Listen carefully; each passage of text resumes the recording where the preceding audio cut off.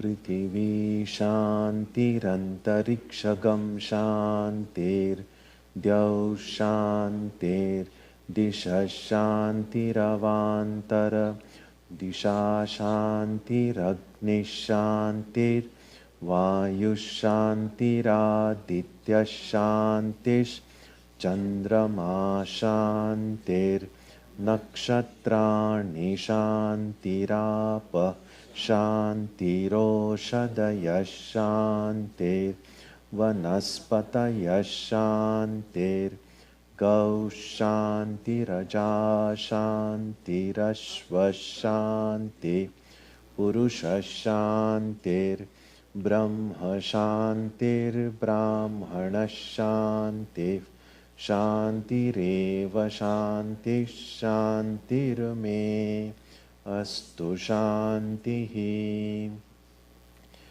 May there be peace on earth and in the sky. May there be peace in the water and in all directions. May there be peace in the plants, in the trees, and in animals. May there be peace in the hearts of all beings. May there be peace in everyone and in everything.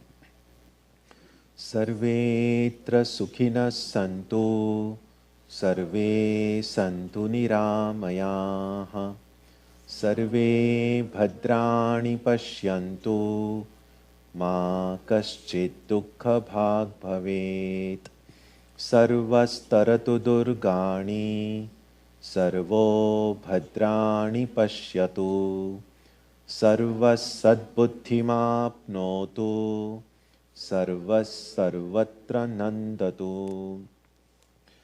May all be happy and healthy. May all see what is good. And may no one experience misery. May all overcome their obstacles and acquire good tendencies. May people everywhere find joy and fulfillment.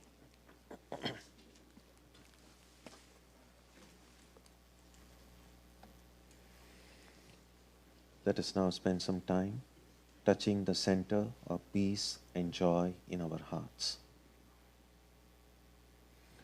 A good way to begin the practice is to withdraw the scattered energies of the mind and bring them to rest on one point. That point can be our own breathing. Let us therefore practice breathing with awareness. As we breathe in, let us visualize that our body and mind are being filled with love, strength, and compassion. And as we breathe out, let us release all the stress, anxiety, and exhaustion in the body and mind.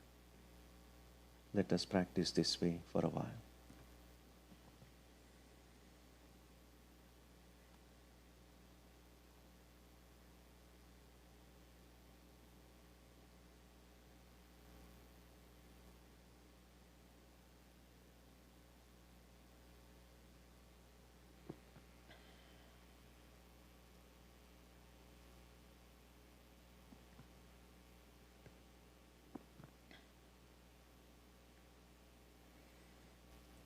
Let us now turn our attention to the region of our heart.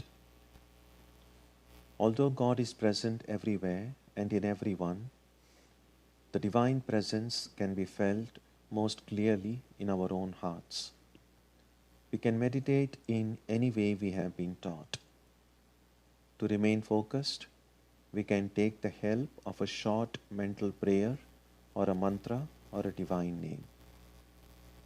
Let us now spend some time dwelling on the presence of God in our hearts.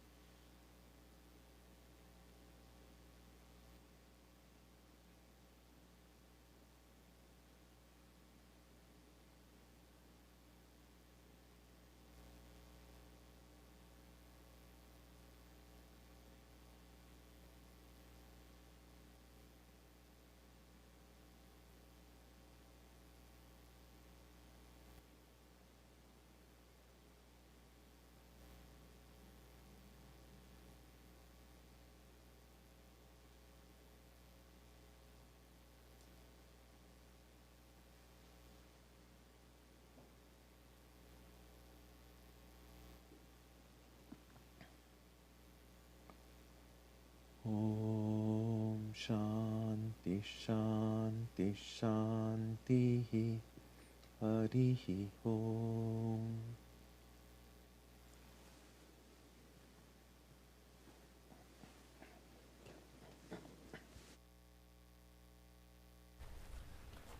We will sing the Grace Divine. Should be the last song in your book.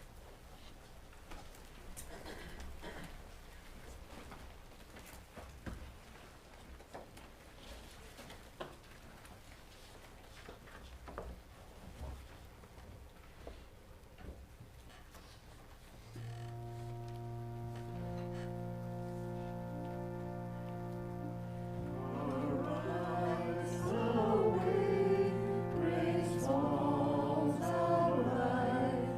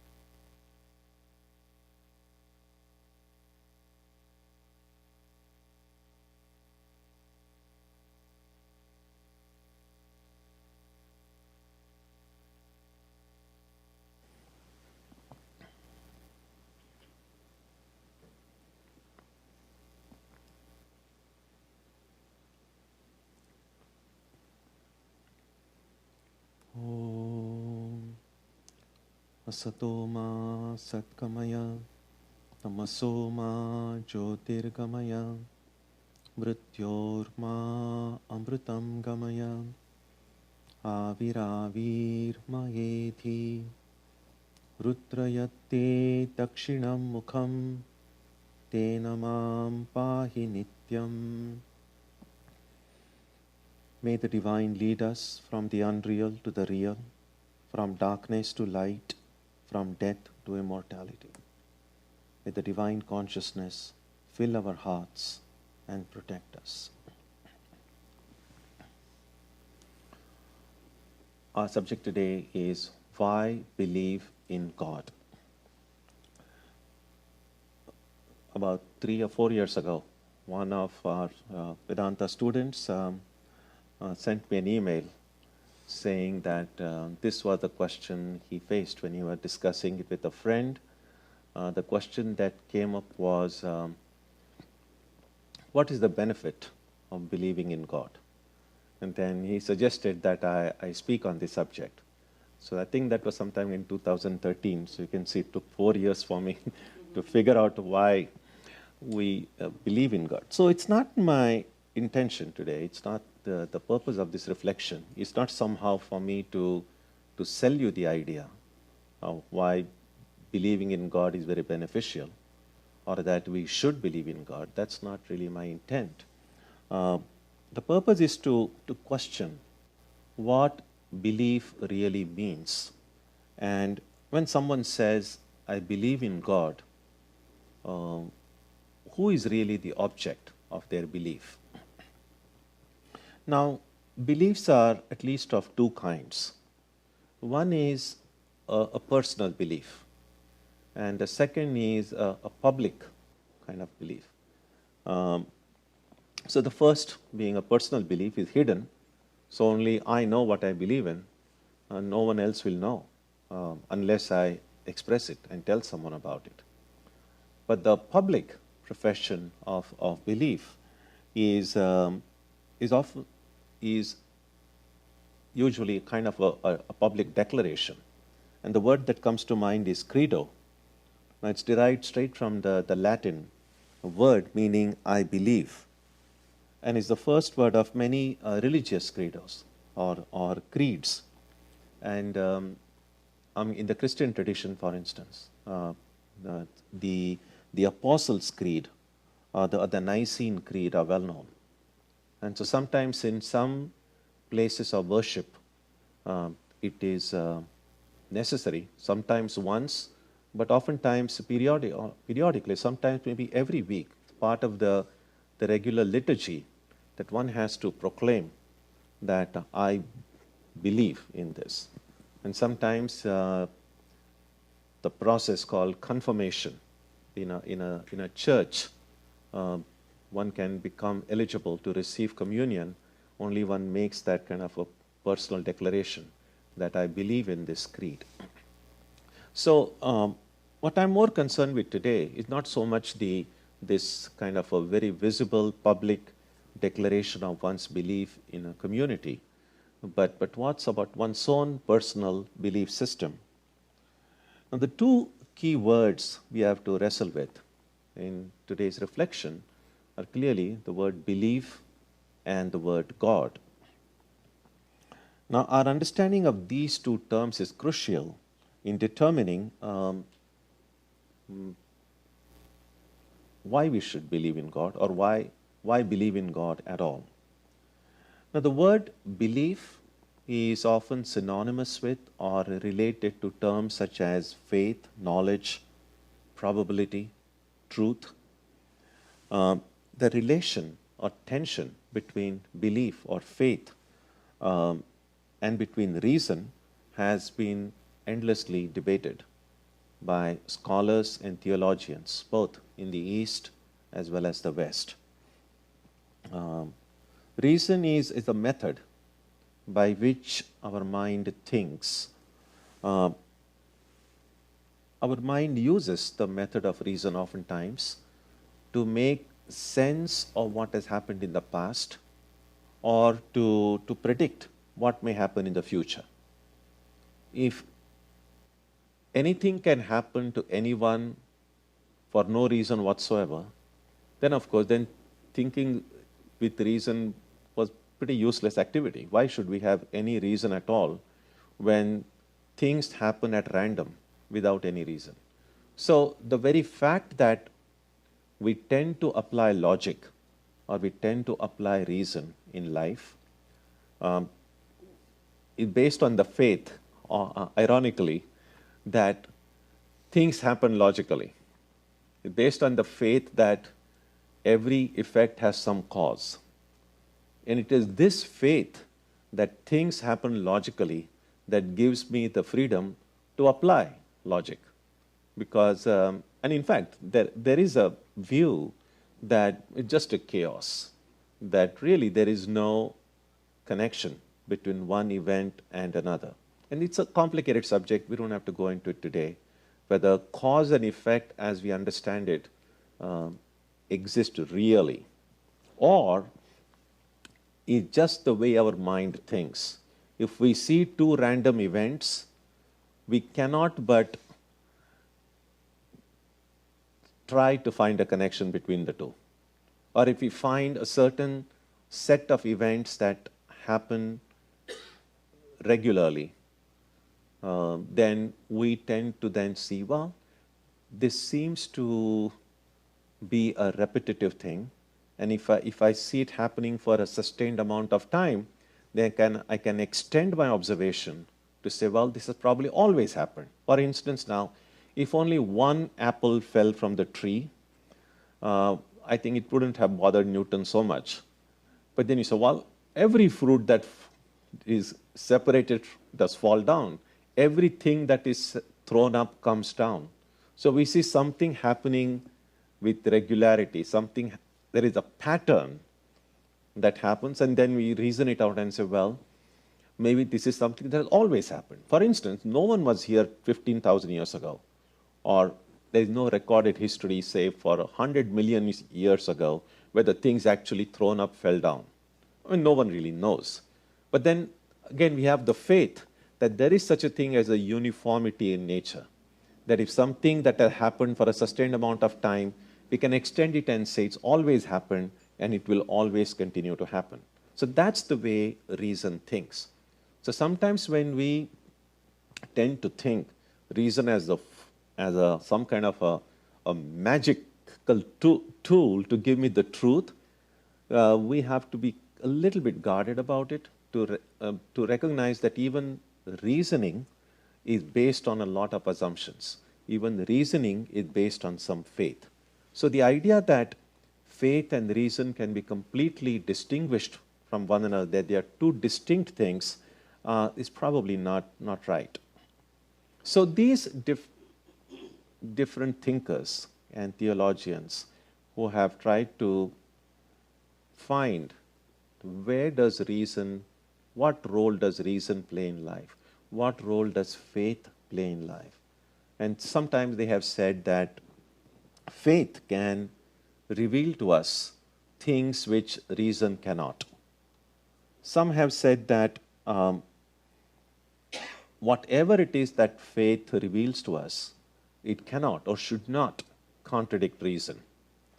Then there are those who feel that both faith and reason can go hand in hand. And there are others who feel that now they're completely opposed to one another. So you can see there's a range of opinions about the role of faith and the role of reason in our lives.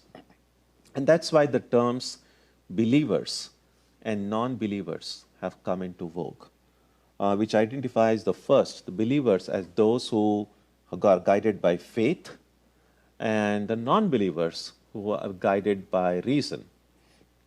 Now, as I said, this distinction is pretty fictitious because both these faculties are present in us, the faculty to believe and the faculty to reason. And usually, one of these two may dominate. And then we say, oh, this person always goes by reason, which you could say in that person's mental makeup, the tendency to think logically is more dominant than the tendency to have faith, and the other way. But the two cannot be separated out completely from one another. Now, when we come to the second word, God, it's possible to think about it this way, that when people began to ask questions about the origin of the world, and that seems not very, that seems pretty commonsensical in some ways. It's like you see any new thing, and the first thing is like, where did it come from? If it's a new gadget, you say, who made it? So it's just the way human beings think. So of course, it's natural when you look out at this world and say, well, how did it come? What's the origin of the world? Where did it come from? And then some who tended to look within say, well, where did I come from? And of course, there are physiological, biological reasons about how one thing comes from another. But some people wanted to go deeper and not just look upon just the material or the physiological relationships between one thing and another, and say, where did all this, and then of course, if you look at it from a materialistic standpoint, then you can go back to the string theory, you can go to Big Bang, and then some others say, well, what about intelligence? What about consciousness? And so all these questions about how living and non-living beings whom we encounter in daily life come from, that is when the different answers that came at different points to different kinds of people, those became different theories about the origins of the world, the origins of us. And what makes us different is we don't all think in the same way, which is great, and which is why there is no one definitive answer about how did the world come about, or what is the origin of the world or of ourselves. Now, this source, the origin of everything that people conceived of in their minds, was the concept of God. Now, that origin, again, in a general sense, let's just call that origin God, although we'll see that word is problematic in some way. But the entire creation came from that source, the creator, so to speak. But what these minds who had arrived at that answer, what they had found was not the creator, they had found an idea of the creator. So the concept of God is different from God. That is one of the major problems in any kind of a discussion, is we don't separate out the reality from the idea of that reality. It's like the picture of an apple is different from an apple. A photograph of an apple can remind you of the real apple, but the two are not same. If you want to eat an apple, you have to eat an apple. You can't eat a photograph of an apple. A photograph of an apple can't give you the taste of apple. So when human beings began to think about the origin of the world, or about their own origin, what they arrived at was not God. What they arrived at was the concept of God, the idea of God. And then, of course, since different people arrived at different ideas of God, different concepts of God, and as again, pretty obvious about human nature is, if you have arrived at some answer and someone else has arrived at some different answer, then the tendency is to say, well, my answer is better, or my answer is right, your answer is wrong. And so all these arguments about my God is right and your God is wrong, or my God is the only real God, was not about God per se, but about the ideas of God, about the concepts of God. So believing in God is different from believing in a certain idea of God. Oftentimes we might see that our attachment, it's not so much to God, but to the idea of God that makes sense to us. Now, the kind of faith that people have in God is never reasoned out very logically. I mean, in some extent, faith or belief is kind of, it's like love. Nobody reasons out love. It's like, it's like, oh, let me just weigh pros and cons, whether I should love this thing or love this person. It never happened that way. Love is something that happens. Love is something that cannot be done in some ways. Love understood in the sense of the feeling of love. Love is not so much a feeling as a power, and it just happens. So similarly, believing in God or faith in God is never really reasoned out logically. Either that faith happens, either that belief happens, or it doesn't happen. So to talk someone out of their faith is not really possible, unless, of course, that faith is very superficial, it's very shaky. A deep, unshakable faith.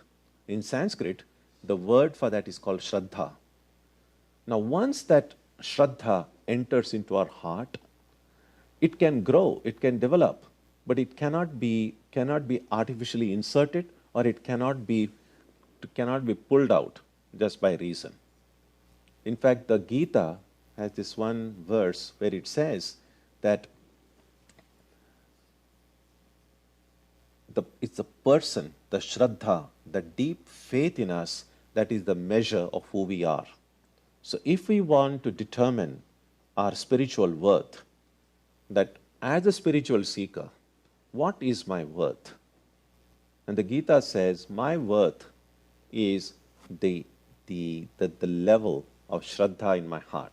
In some sense, it's not just about spiritual life, it's about just life in general. Who a person is depends on the level of this deep faith in that person. And I'm using the word faith in a very general sense, not necessarily faith in God, but just the sense of faith. And you will find that if we just look in our heart and ask ourselves, what do I stand for? Do I stand for anything at all in life? Is there anything that is the guiding principle, the guiding force, the motivating power in my heart? Is there anything at all? And if we are not able to find anything which is strong, which will kind of something that I can hold on to, even if the entire world around me is going to pieces. Is there anything that I can hold on to? And if we are able to find at least something, some conviction, some reality, some being, that can be a source of immense strength to us. But if we look in our heart and find, no, nothing, today I feel this way, tomorrow I feel differently, 2 years ago I felt very differently, then it's very sad. That means there is no firm grounding on which will help us keep ourselves on course. It's a little bit like it's like a ship out into the sea, and there will be huge waves, there will be storms, and if there is nothing to keep that ship steady, strong, firm, then well, Titanic comes to mind right away. So we don't want to drown into this sea, because the world, of course, most of us here are now old enough to see that there are various forces working in the world. Most of these forces we have no control over. There has to be something that keeps our life, something that keeps us steady and firm from, sometimes you might tilt a little bit, the force can be strong enough to think, but can we be rooted in something deep? That ground of our being. Swami Sarvagatananji used to speak about God. He said, G-O-D is the ground of our dwelling. That's a wonderful way of understanding what the word means. that what is it that keeps me grounded? What is it that keeps me from toppling? And whatever it is, if it is reason that keeps me from doing it, well, we may not like to think that reason is God, but reason is kind of playing the role of God in my life, if reason is really helping me do it. So I'm using the word God, as you can see, in a very generic sense, but also in a sense that goes deeper than conventional ideas about God. That anything that keeps me grounded, anything that keeps me from losing my balance, anything that keeps me from toppling, anything that keeps me from going off course, so to speak.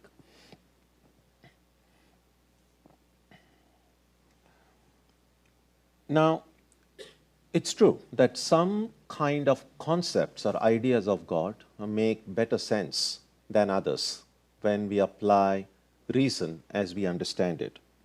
For instance, now, many people find it difficult to believe in a God who is really sitting somewhere up above the clouds and controlling us. Now, that kind of idea of God, again, remember, I'm just not speaking about God, I'm speaking about the idea of God. The idea of God who is sitting above the clouds and controlling us may kind of make sense when we are very young. But then as we grow older and we begin to question, like, where is God? We have now, science has made sufficient progress to, got the Hubble telescope. You can see galaxies, you can see so many things. But very difficult. We haven't seen any God sitting up above the clouds. So it's natural that as we grow older, we begin to question some of these ideas that made perfect sense when we were little children. Now, when people, therefore, began to ask questions about these ideas that made sense in our infancy, some others were very alarmed. They say, oh, don't ask questions, have faith. Because the fear was that the religious ideals would be destroyed, religious ideals would be shaken if people started asking too many questions. Again, this happened because the distinction between God and ideas of God was not maintained. Now, out of emotional attachment to one's own favorite idea of God, some people then said, well, God is beyond questioning. Don't bring me logical arguments here because I like my idea of God. So what was being questioned? Again, I keep on coming back to that idea, is what was being questioned was not God or the existence of God, but the idea of God. So even when non-believers or those who don't believe in God attack notions of God, they are not attacking God per se. Well, they cannot. What they are attacking is God. So sometimes I have had discussions with many people, many of them students on campuses, who will call themselves as humanists or atheists or agnostics, and said, I don't believe in God. And I've sometimes responded to those questions in two different ways. Naturally, when someone comes to a monk, someone in my position, and people come and say, I don't believe in God, they often expect that I'm going to give a very spirited defense about why they should believe in God. It's wrong not to believe in God. And I don't see it my responsibility, but someone has said, I don't believe in God. I said, well, that's fine. But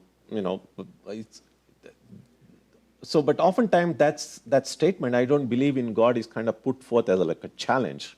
Like, you believe in God, I don't believe in God. And sometimes I've found it useful to say, well, if you don't believe in God, well, that's great. But sometimes I also ask them, if you don't believe in God, well, what kind of God you don't believe in? It's like this. We can deny only what we know. We cannot deny what we don't know. So when I'm denying God, I'm only denying the kind of God that I'm familiar with. And interestingly enough, when they kind of accept to choose to answer my question, what kind of God you don't believe in, and they tell me, well, this kind of God, this doesn't make sense to me. And I often found myself saying, well, that God doesn't make sense to me either. And so I tell them that, well, you don't believe in that God. Well, I don't believe in that God either. Then how come then I don't see myself as a non-believer and you see yourself as a non-believer? And that kind of then is a doorway for a good, healthy exchange of ideas. So even when Marx, for instance, spoke about religion as the opium of the people, people who don't hate the idea of religion, which is fine, except that we say, well, what kind of religion you hate? What kind of religion you think is the opium of the people? Again, we can only discredit, we can only criticize what we know. We cannot criticize what we don't know. And so, even when someone says, I don't believe, or I don't believe religion, or I don't believe in God, we have to acknowledge that they are not specialists in the field of religion, like they are familiar with every religious idea that has come up in the human mind. They are familiar with every idea of God that has been available. No, they are not. Well, we are human beings, and there are only certain ideas that we have had an opportunity to be exposed to.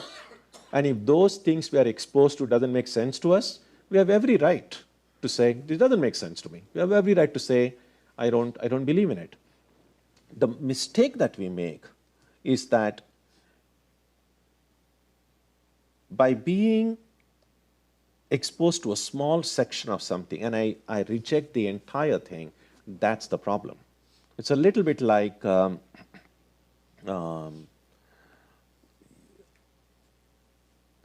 it's a little bit like, say, you go and buy some product, any product. You go to a mall, you go to a shop, buy something, and it's a defective. And say, oh, I don't like it. Go return it, and they replace it with something else. And you use it for some days. Oh, no, it's bad. And so maybe you have used 2 or 3, and unlucky you, or all the 3 of them turned out to be defective in some way. Now, you have every right to say, I no longer want to use this product. I think that's perfectly fine. And you can use some other product. But then for you to go and say, that product is useless, all those products, all the copies of that are defective, I think that's a problem. Because what I got the chance to use with, that was not fine. But for me to generalize, so generalizations have their utility in life, but generalizations are always very dangerous. And we tend to do that all the time. Much of the chaos in both social, political life, and in religious life as well, is because of this problem of generalization. So you find something you don't like, or something you like, and you say, basis on, you kind of then consider a religion, a caste, a culture, or nations as very monolithic entities. Say, all those guys are like that. Well, that's not true. And we know that this is one of the problem about how certain sections based on the religion, culture, and nationality, or even political ideology, are being demonized just because of some bad apples. Well, there are bad apples everywhere. So then either we demonize everyone, or we just recognize that there are good and bad in everything that we meet with in life. It is because of this arguments and discussions, which are always centered around concepts, that Vedanta stresses the importance of realization, of experience. The idea is that we are never, ever going to come to a perfect agreement that this idea of God is the most perfect idea of God, and all other ideas are wrong or right or inferior, because all of us like to believe my idea of God is the best idea. That's just human nature. And so what Vedanta says is, no need to fight. whichever idea of God makes sense to you, hold on to it. But just because it makes sense to you, don't feel that it should make sense to everybody. If you feel that an Android phones are the best phones, if you like it, use them. But then to say everyone in the world should use Android phones makes no sense. Well, there are other people who might find other phones useful, which is why we have these different brands. So it's perfectly fine to have different concepts of God. What concept works for you, hold on to it. But don't, when I say don't, what it means is it's pointless. You're never going to succeed in converting everyone to your own idea. What we should do, what we can do, what the ideas can be helpful to us, is that holding on to that idea, I can then go to the reality that that idea represents. So rather than having, say, I have my picture of an apple and you have a different picture of your apple tree, and all of us have different pictures, and say, my picture is better than yours, it doesn't help. Maybe they're all pictures of the same apple tree from different angles. And we can go on arguing, but we say, well, let me find out, let me use my GPS and find out where this tree is. And we all try to go to whichever picture of the apple tree you have and try to say, let me find that tree. We may find that all of us have come to the same tree. So it was pointless arguing over my tree is better than yours. It's just that my picture looked different than your picture, but both were pictures of the same tree.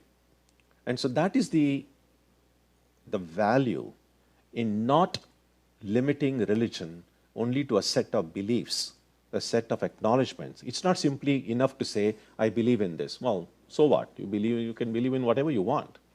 What do you know? What have you experienced?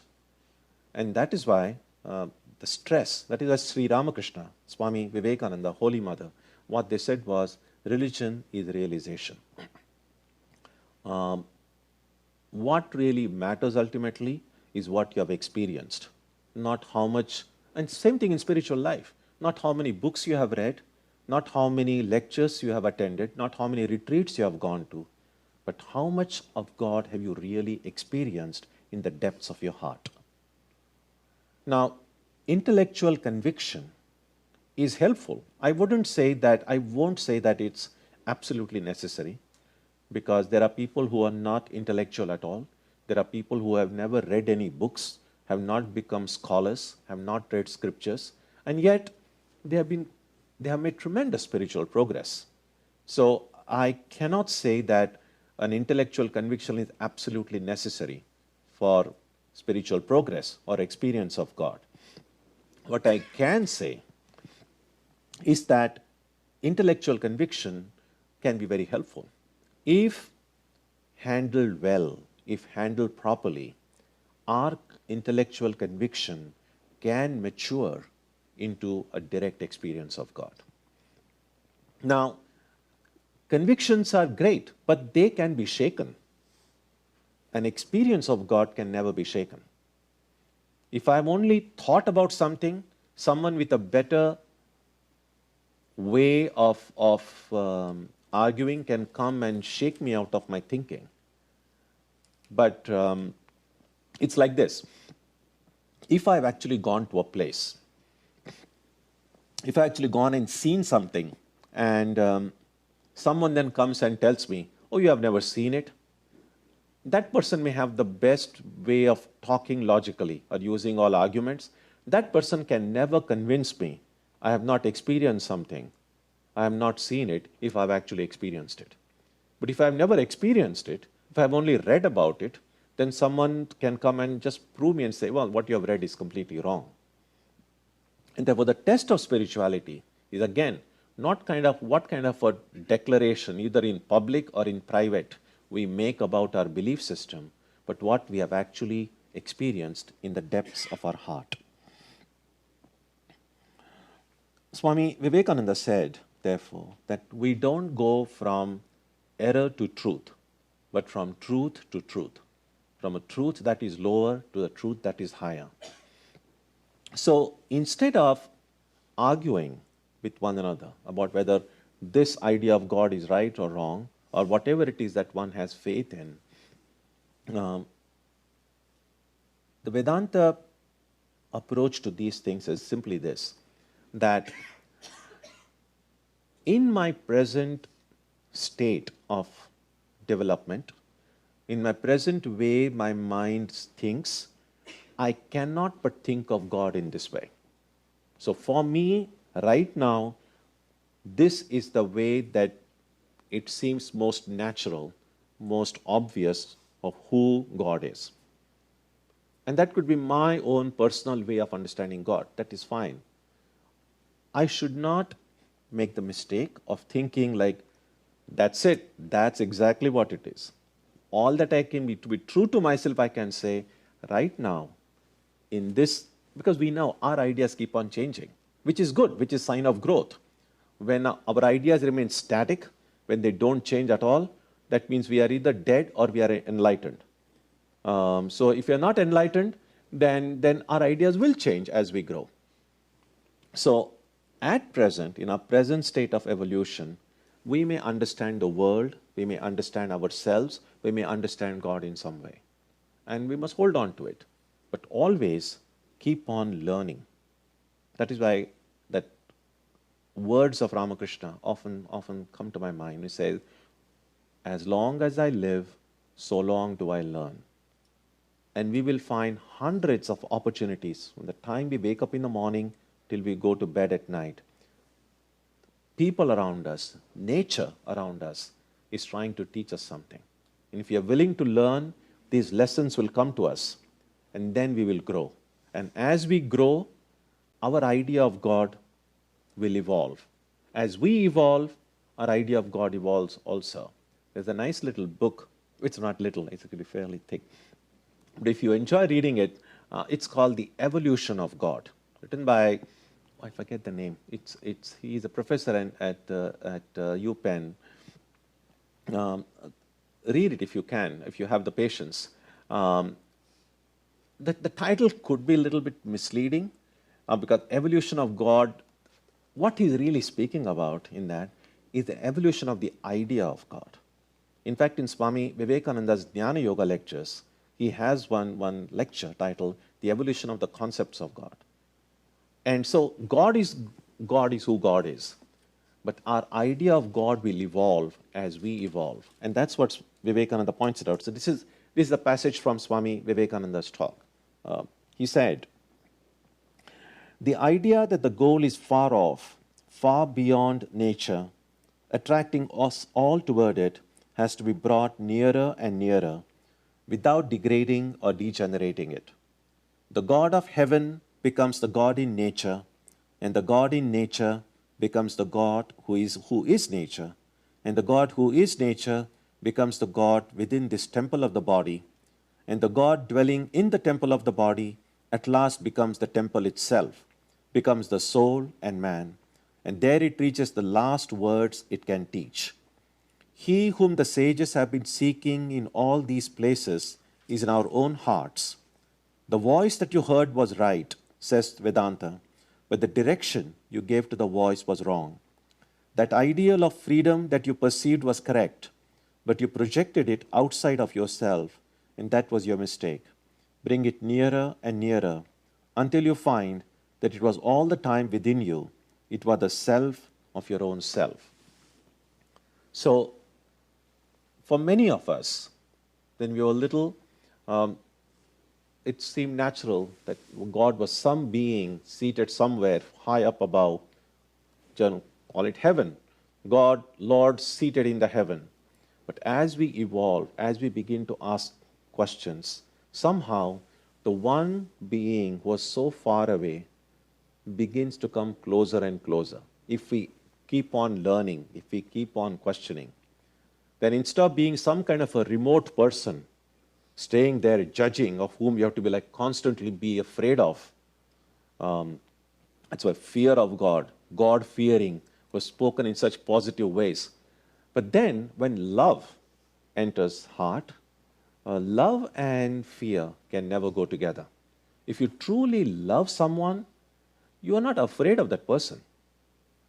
you respect that person. Your respect for the person never lessens, but the fear will go away. And so, as long as fear of God remains in our heart, it means love for God has not become full yet. So, as we begin to get connected with God, with this bond of love, God seems to come closer and closer. And that's what Vivekananda meant by God, who seemed extra cosmic, outside nature, becomes in nature, comes closer and closer. Until then, God becomes in our heart, and then God becomes one. And that's how these different philosophies, even in the Vedantic tradition, that have grown, are really based on this, how the relationship between God and the soul. So, as long in that initial stages, when I see God as some distant being, completely different from me, judging me, and if I'm a good person, then caring for me and loving me, and if I'm a bad person, then kind of whipping me and sending me off to some terrible place, well, that's a very dualistic concept. And the philosophies, the thinking that grew out of it are kind of classified under dualism. And as God comes closer and closer, and a kind of a bond is established, then I see myself as a part of God, as being related to God. Then there is this kind of intermediate schools of thought. In Vedanta, they call them Vishishta Advaita, it's qualified non-dualism.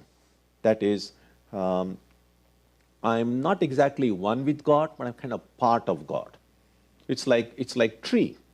A tree is a one entity, but a tree is subdivided into there are branches, there are leaves, there are fruits. So as a tree, it's one, but then there are these divisions. So the reality is one, but then there are these small groups, and every one of us is like a tiny leaf on this big mighty tree of God, if you like. So those are those philosophies which espoused this idea. They were called qualified non-dualism. So non-dualism with some qualification. And then finally, when that love becomes so strong that you become so identified with the object of your love, then there is no difference between the two at all. That's why love and knowledge both lead to unity. When that oneness is reached, then that is what is called non-dualism. The test of one's belief or faith in God is to experience that oneness in the heart. And to conclude, therefore, why believe in God is not so much a mandate that we have to believe in someone, but to never stop questioning, to never accept something that does not make sense. We can be very brutal about it. Truth can always stand the test of reason. The truth is not afraid. So if someone tells you, don't question about it, just believe, beware. Because if it's true, it can withstand any kind of questions. And so stressing on faith does not mean questioning is bad or questioning is not allowed. What it does mean is that the ability of the mind to question has its limits. That we should apply reason as far as reason can take us. But a time will come when we will need to take a leap beyond reason.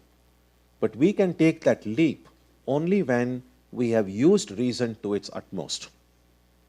So the idea is not to believe in anything blindly, but to kind of have this kind of a deep conviction, either an intellectual conviction or this deep shraddha, faith.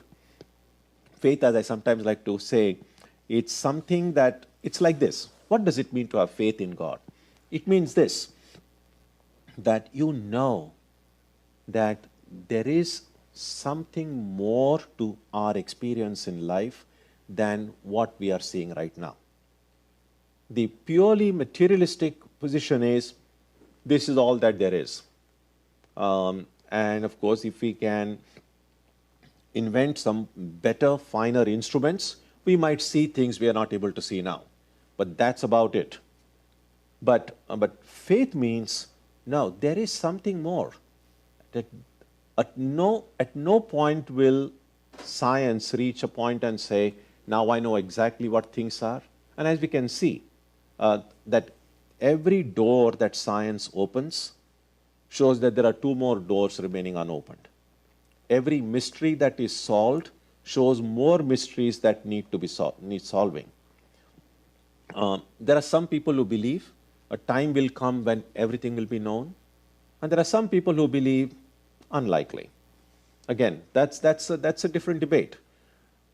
What a person of faith, what a person who believes says is, there is something deeper within this behind. Now that person has no proof, no evidence. That person, it's not something that person may have read somewhere, but deep down this person knows it is there. Now that kind of faith, that kind of belief is what powers our spiritual practice. It is that kind of faith that gives us the push in our spiritual life. So being a spiritual seeker is not that easy. People think, oh, just people are these just blind faith people are being religious, go and do all this worship and all of that and pray. No, actually, it's not often recognized. The practice of prayer, the practice of meditation, the practice of selfless service are among the most courageous acts a person can do. It's very easy to do these things when you are able to see the outcome right away.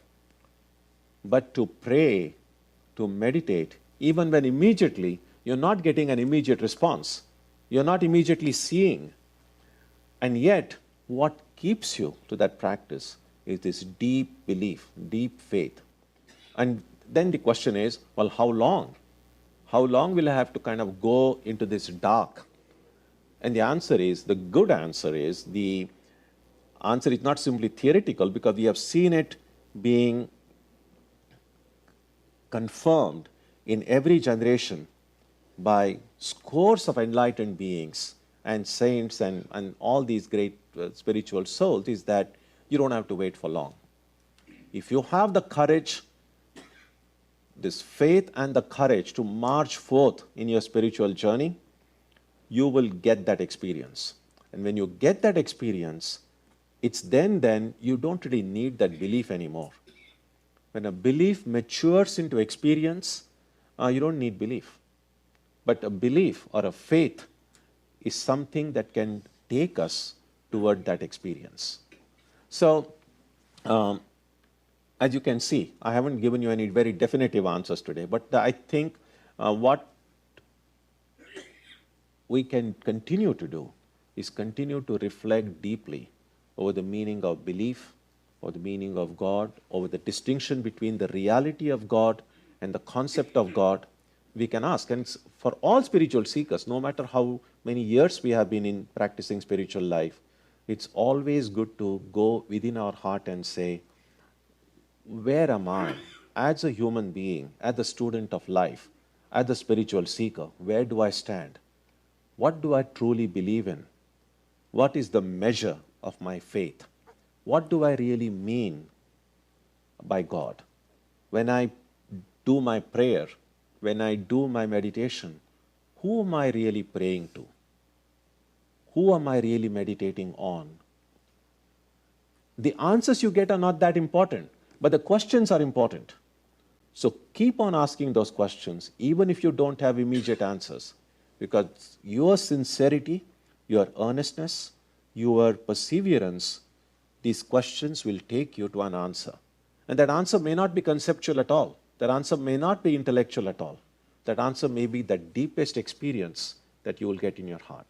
An experience that no one in the world can shake you out of. And that's why this idea about belief, faith, God are very important for every spiritual seeker to reflect on. Om Jananim Saradam Devim Ramakrishnam Jagadgurum Padapadme tayo shritva pranamami muhur muhu. We bow down to Sri Ramakrishna and Holy Mother again and again.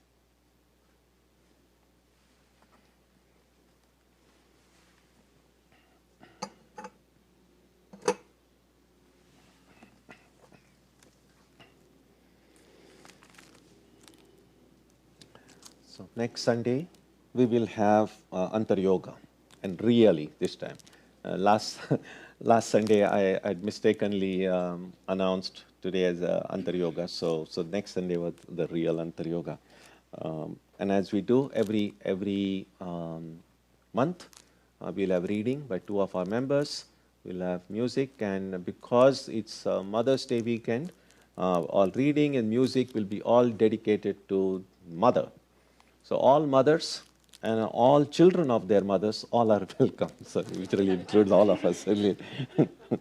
And of course, as we do, we will have a birthday celebration of everyone born in the month of May as well.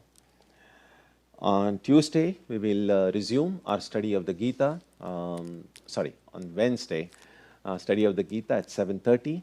And on Tuesday and Saturday, our Arati and meditation will also continue as usual at 6 o'clock. So you're welcome for all of these programs. Let's conclude with a prayer now on page 3.